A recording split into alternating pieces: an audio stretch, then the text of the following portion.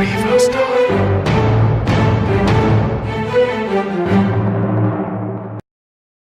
รัฐบาลคาดคะเนการเติบโตของการพัฒนาเศรษฐกิจสังคมงบปี 2017 จะบรรลุ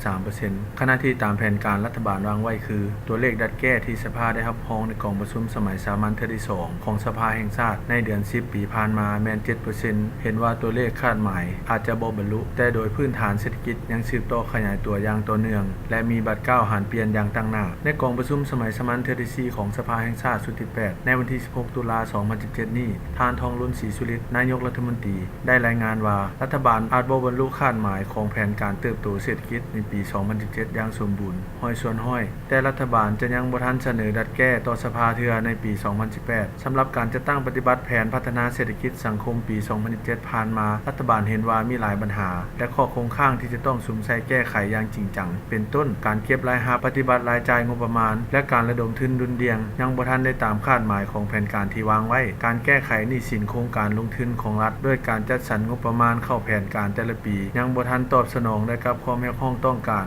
ตัวจริงย้อนมีหนี้สะสมหลายส่วนการแก้ไขด้วยรูปแบบไว้หนี้ 3J ก็ยังปฏิบัติซักซ่าการอัดฉีดทุนจากระบบธนาคารให้แก่ภาคธุรกิจเพื่อกระตุ้นการผลิตและการบริการโดยเฉพาะต่อวิสาหกิจขนาดน้อยและขนาดกลางก็เฮ็ดได้จำกัดย้อนระบบธนาคารมีหนี้ที่บ่เกิดดอกออกผลหรือหนี้เสียหลายจึงขาดความคล่องตัวในการดำเนินนโยบายต่างๆการปรับปรุงรัฐวิสาหกิจที่ดำเนินธุรกิจบ่มีประสิทธิผลยังดำเนินไปซักซ่าและบ่ทันสามารถแก้ไขแบบเป็นระบบได้เทื่อจำเป็นต้องใช้เวลาตื่มเพื่อดำเนินการแก้ไขอย่างเป็นระบบครบชุดและคำนึงถึงผลกระทบระยะยาวการบริหารการจัดการการประสานงานและปฏิบัติภาระบทบาทและความรับผิดชอบของบรรดาแขนงการและท้องถิ่นมีหลายกรณีบ่เข้มงวดยังเอื้ออิงและนิ่งใส่กันบ่กล้าปรับเปลี่ยนวิธีเฮ็ดเวียกต่อกับบรรดาข้อคงค้างและสิ่งท้าทายที่เป็นปัญหาที่สะสมก่อห่างสร้างตัวขึ้นดนและเป็นความเสี่ยงซึ่งรัฐบาลจำเป็นต้องได้แก้ไขให้ตกไปเป็นก้าวๆเพื่อจะสามารถปฏิบัติแผนพัฒนาเศรษฐกิจสังคมให้บรรลุคาดหมายของแผนการที่สภาแห่งชาติได้รับรองไว้